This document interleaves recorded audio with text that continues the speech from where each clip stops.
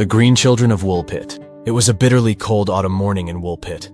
The kind where the sun barely makes it through the thick clouds that hung heavy in the sky. The kind of morning where the fields are silent, save for the occasional crow cawing in the distance. I remember it well, as if it were only yesterday. We had been preparing for the harvest, the villagers moving about their chores, when the first scream rang out. It was young Thomas, the blacksmith's son, who stumbled upon them. Two children, barely more than 5 or 6 years old, crouched together at the edge of the deep forest that bordered our village. They were dressed in rags, filthy and shivering, but it wasn't their state of dress that sent chills down our spines. No, it was their skin, a sickly, unnatural shade of green, like the mold that clings to the rotting wood of abandoned houses. The villagers gathered quickly, murmurs of fear and curiosity spreading like wildfire. I was among them, standing close enough to see the terror in their wide, glassy eyes. The boy, slightly older, held his sister close, whispering words in a language none of us recognized. A lilting, melodic speech that seemed to carry on the wind. "Where do you come from?" one of the elders asked, his voice trembling.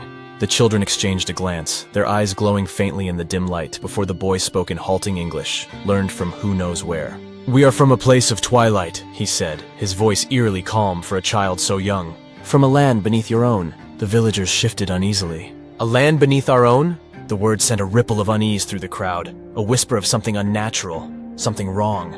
The children were taken to the home of the local lord, where they were given food and warmth, but they refused to eat, pushing away the bread and meat with small, trembling hands. It wasn't until someone brought them raw beans that they finally relented, devouring them with an unsettling hunger. Days passed and the children grew weaker, their strange green hue slowly fading to a more human color. They began to talk more, the girl especially, telling stories of a land bathed in perpetual twilight, where the sun never shone, and everything was colored in shades of green. A land where the rivers ran black as night, and the air was thick with the scent of decay. "Why did you come here?" I asked one day, curiosity overcoming my fear. The girl looked at me with eyes that seemed far too old for her small face, and for a moment, I regretted my question. "We were following the light," she whispered, "the light that leads to the surface. But we got lost, so lost." Her words hung in the air, heavy with a sense of foreboding. There was something in the way she said it, something that made the hairs on the back of my neck stand on end. It was as if she wasn't just talking about getting lost in the woods, but something much deeper, much darker. That night I couldn't sleep. The wind howled outside my window, rattling the shutters, and I couldn't shake the feeling that something was terribly wrong. The image of those green children, their hollow eyes and trembling voices haunted me, gnawing at the edges of my mind. Just as I was finally drifting off, there came a sound. A soft tapping at the window. My heart leaped into my throat as I bolted upright, staring at the darkened glass. For a long moment, there was only silence. But then, the tapping came again, more insistent this time. With trembling hands, I reached for the lantern beside my bed and crept towards the window. The light cast flickering shadows on the walls, making the room seem more sinister than it had any right to be. I hesitated, every instinct screaming at me to turn back, to stay away from that window. But something stronger, a morbid curiosity perhaps, compelled me to look. I pulled back the curtain, and there, pressed against the glass, was the boy. His face was pale now, almost normal, but his eyes, they were wide, wild with something that looked almost like desperation. "Help us," he whispered, his voice barely audible over the wind. "Please help us." Before I could react, he was gone, vanishing into the night as if he had never been there at all. I stared after him, my heart pounding, trying to convince myself it had been a dream, a trick of the mind. But when I returned to my bed, I found the covers cold, and on the floor by the window, a single raw bean lay on the floor. I didn't sleep for the rest of the night. The next morning, the village was abuzz with the news. Both children were gone, vanished without a trace from the Lord's home. The door to their room had been left wide open, the cold wind blowing through the empty space. There were no footprints in the mud outside, no sign of where they had gone. As the days passed, the memory of the green children began to fade from the villagers' minds, replaced by the pressing concerns of the harvest. But I couldn't forget. Their faces, their words, haunted me, filling my dreams with visions of a dark, twisted world beneath our feet. I tried to put it out of my mind, to go on with my life as if nothing had happened. But deep down I knew the truth. I hadn't seen the last of them. And as the shadows grew longer and the nights colder, I couldn't shake the feeling that they were still out there, waiting for something, or someone. I couldn't shake the feeling that something was watching me. Days had passed since the children's disappearance, but their presence lingered like a shadow, clinging to the corners of my mind. Every rustle of leaves, every whisper of the wind felt like a warning, a reminder that they were still out there, somewhere in the darkness. The villagers seemed to have moved on, brushing off the event as a strange but harmless oddity. But I knew better. There was a chill in the air that hadn't been there before, a creeping cold that seeped into your bones, no matter how many layers you wore. It was as if the very earth beneath us had grown colder, darker, and more dangerous. One evening, as I sat by the fire, trying to warm myself against the unrelenting chill, there came a knock at the door. It was a strange hour for visitors, and an unease settled over me as I approached the door. The memory of the boy's face pressed against my window, flashing in my mind. When I opened the door, I found nothing but the darkening sky and the whispering wind. No one stood there. No visitor had come. I frowned, stepping out onto the threshold, peering into the deepening twilight. But the village was silent, the streets empty.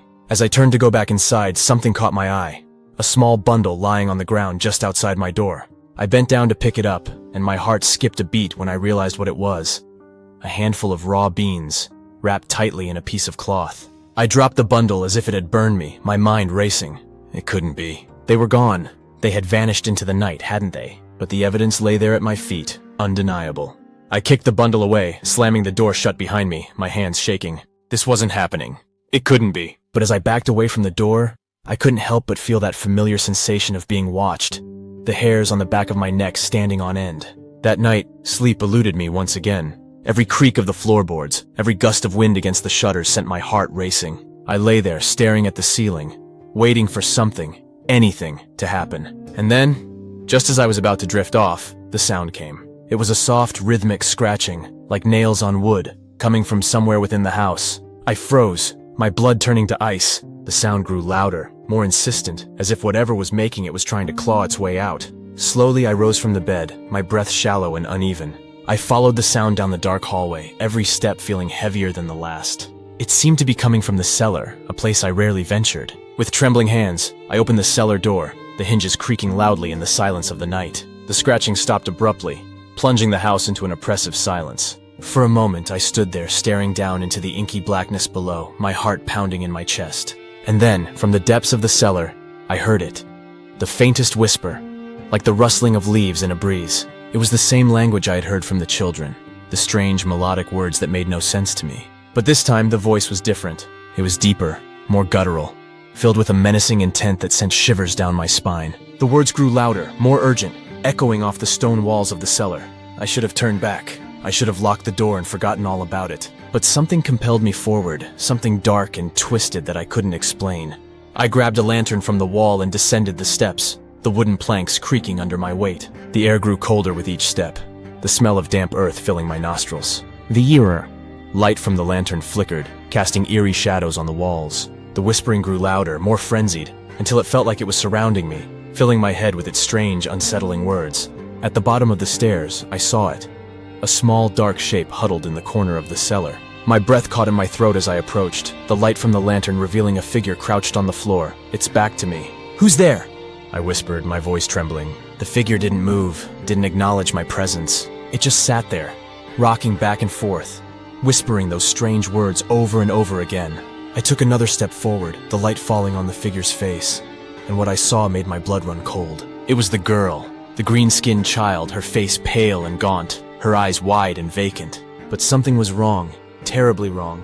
Her mouth was moving, but the words didn't match the movements of her lips. It was as if someone, or something else, was speaking through her, using her as a vessel for its dark, twisted message. I stumbled back, my heart pounding in my chest, and as I did, the girl's head snapped up, her eyes locking onto mine. For a moment, we stared at each other, and in those eyes, I saw something that I can only describe as pure, unbridled malice. And then, without warning, she lunged at me, her mouth opening wide in a grotesque, unnatural grin. I barely had time to react as she let out a blood-curdling scream, her hands clawing at my face, her nails digging into my skin. I fell back, dropping the lantern, the light extinguishing as it hit the ground. Darkness enveloped me, and all I could hear was the sound of her laughter, echoing in the pitch-black cellar, filling my ears with its nightmarish melody.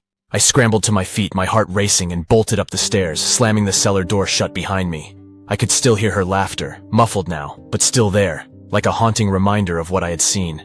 I locked the door and backed away, my breath coming in ragged gasps. I knew I had to get out of there.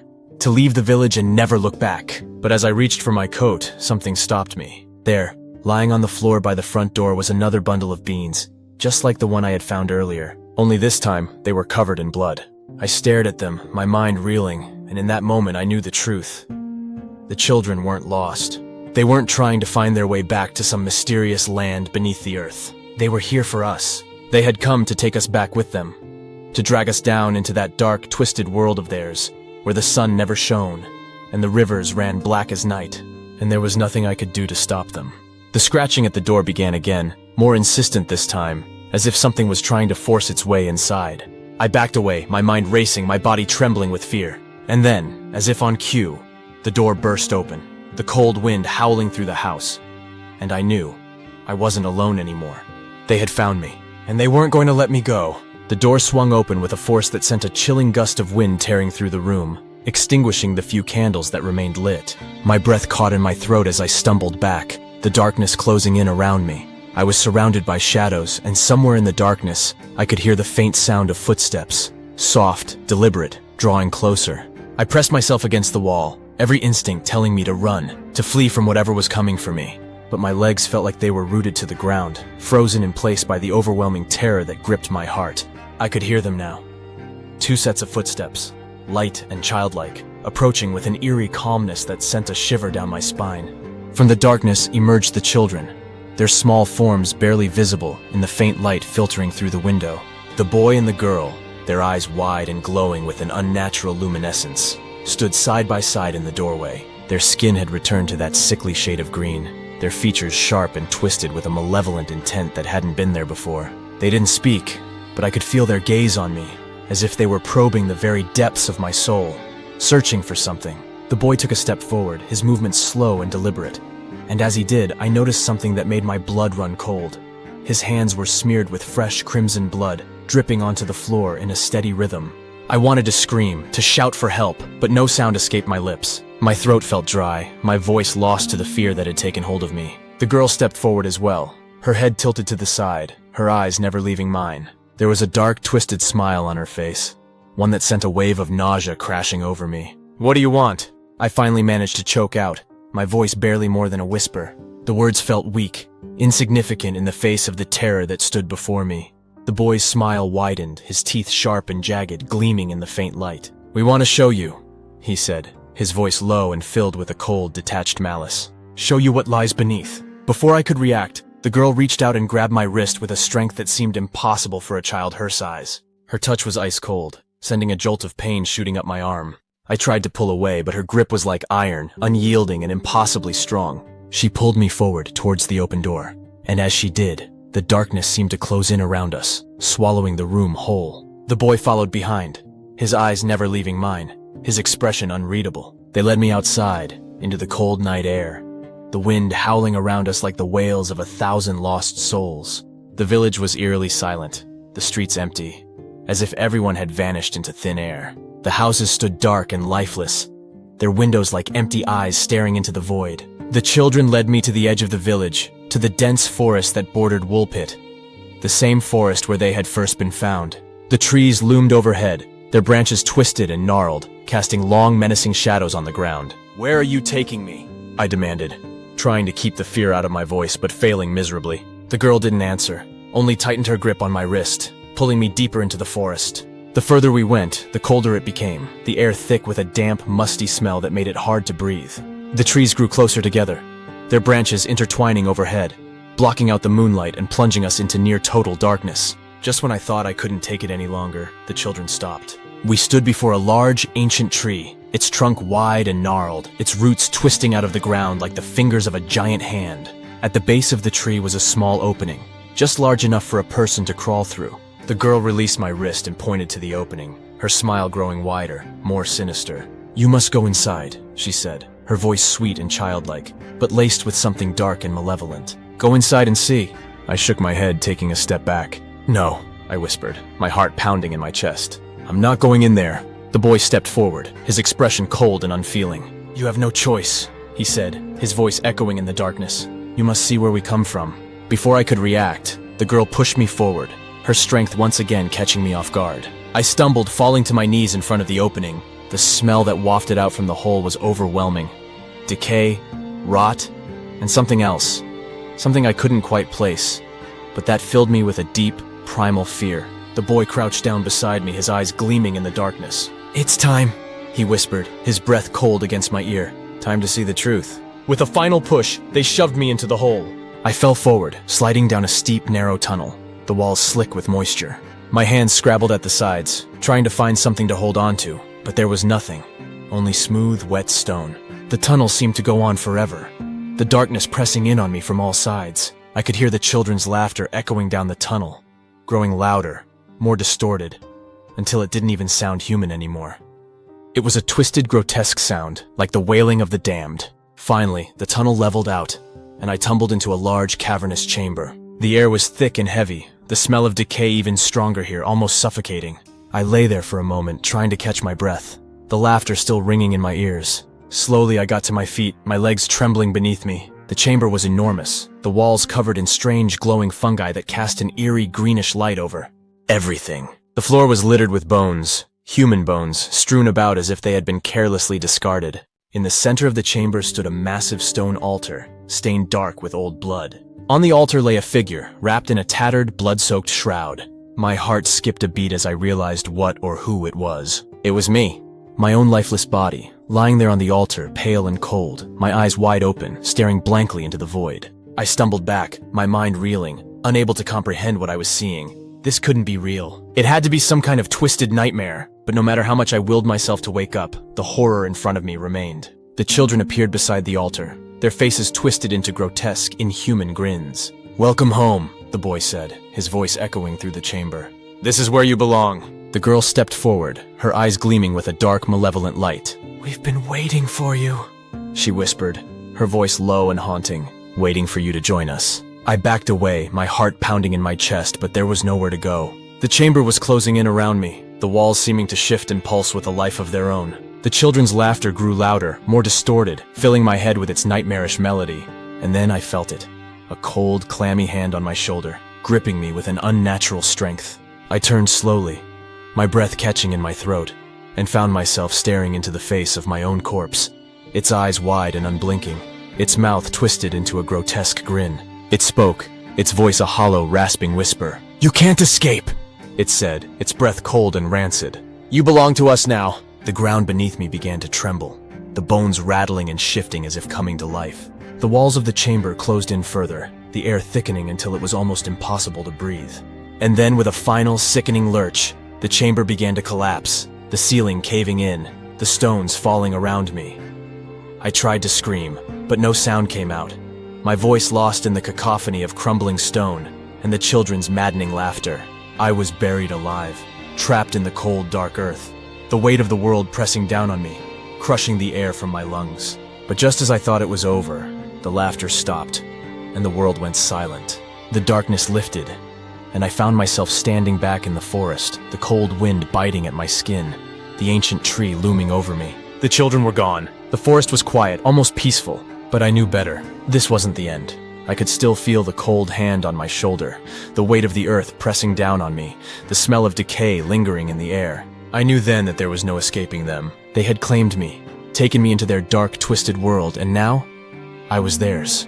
And they were coming for the others. I don't know how I found my way back to the village. The trees blurred together. The ground beneath my feet seemed to shift, as though the earth itself was trying to pull me back into the darkness. My mind was fractured, torn between what I had seen and the desperate hope that it had all been a nightmare. But deep down I knew the truth. There was no waking from this. When I finally emerged from the forest, Woolpit was shrouded in an eerie, unnatural fog. The village seemed frozen, like a painting that had been abandoned halfway through its creation. The familiar sounds of life were gone. No chatter, no laughter, no clatter of tools or animals. Just silence, thick and oppressive, wrapping itself around me like a shroud. As I staggered through the empty streets, I saw them. Doors left ajar, windows smashed, and most disturbingly, the faint trails of blood leading from the doorways toward the forest. The villagers were gone. Taken. I had seen this before, in the chamber beneath the earth, among the bones and the twisted forms that had once been human. My heart pounded in my chest as I realized that Woolpit had become a ghost town, a graveyard, haunted by the shadows of those who once lived here. And yet, there was something else, something darker lurking beneath the surface. I reached the center of the village, where the old church stood, its once proud steeple now cracked and crumbling. The fog swirled around its base, thickening as I approached. The door was wide open, creaking in the cold wind, beckoning me inside. There was no choice. They had led me here, just as they had led me into the forest, into the darkness. The air inside the church was stale, thick with the scent of decay. My footsteps echoed against the stone floor, the sound hollow and unnerving. The pews were empty, the altar bare. But there, at the center of the aisle, I saw it. A figure kneeling in the gloom, its back to me. It was one of the villagers, I realized. A woman. Her clothes were torn, her hair disheveled, and she was sobbing quietly, her shoulders shaking with each breath. As I approached, a sense of dread washed over me. Something was wrong, terribly, horribly wrong. "Are you okay?" I called out, my voice trembling. The woman didn't respond. She continued to sob, her hands clasped tightly in front of her, as if in prayer. I reached out to touch her shoulder, and that's when she turned to me. Her face, God, her face was twisted into a grotesque mask of agony, her eyes wide and empty, staring into nothingness. Her mouth hung open, as if frozen in a scream that had never escaped. And her skin, it was green, that sickly, unnatural green. I stumbled back, horror clawing at my throat. The woman, no, the thing that had once been a woman, rose slowly, her movements jerky and unnatural like a puppet on invisible strings. Her eyes fixed on mine, and I could see it, the darkness, the emptiness, the void that had consumed her. "I couldn't save them," she whispered, her voice a raspy, broken echo. "They came for us, and now we're all lost." I backed away, my heart pounding in my chest. But she followed, her steps slow and deliberate, her eyes locked onto mine with a sickening hunger. "They're here!" she continued, her voice growing louder, more frantic. "They're coming for you. They're coming for everyone." The walls of the church seemed to close in around me, the air growing thicker, colder, suffocating. The fog outside seeped through the cracks in the walls, curling around my legs, pulling me down, down into the darkness. I turned and ran, but the door slammed shut behind me, trapping me inside.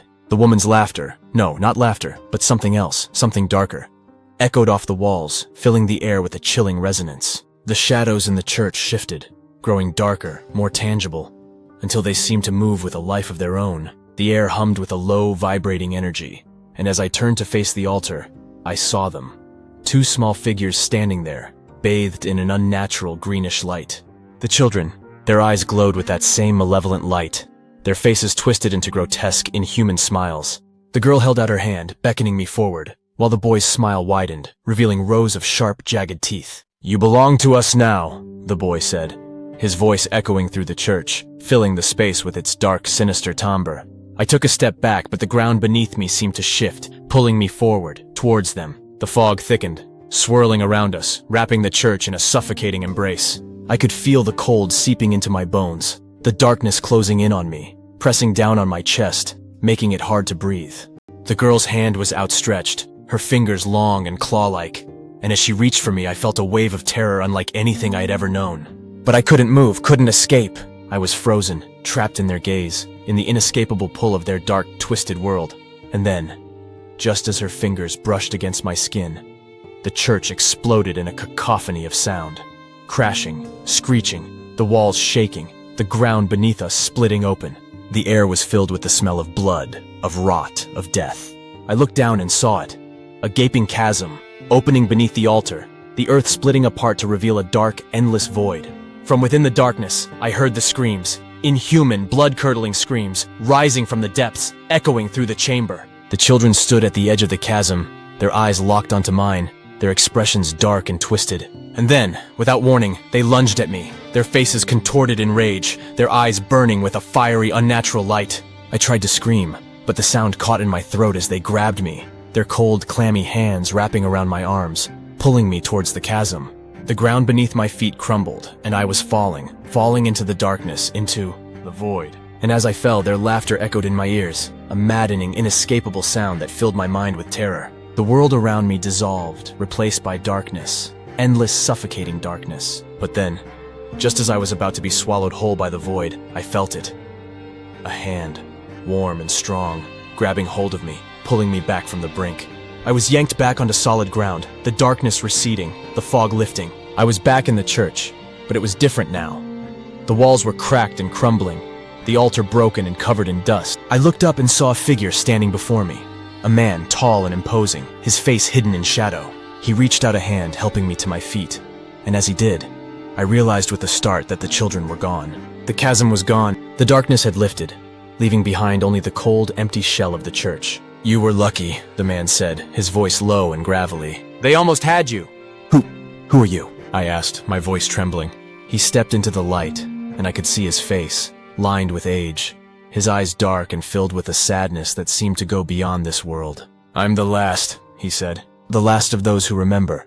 The last of those who escaped." "Escaped what?" "The darkness," he said simply. "The children.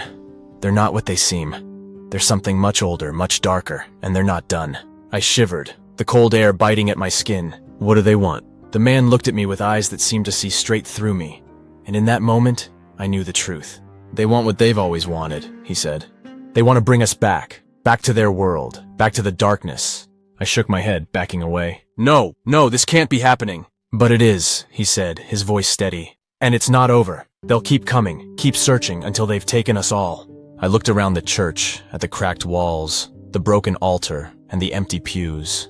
It was a graveyard now, a place where the souls of the lost were trapped, waiting for the darkness to take them. The man stepped forward, placing a hand on my shoulder. "You have to leave," he said, his voice filled with urgency. "Get as far away from here as you can, and don't look back." "But what about you?" I asked, my voice barely a whisper. He smiled, a sad, knowing smile. "My time is done," he said. "But you still have a chance. Go now, before it's too late."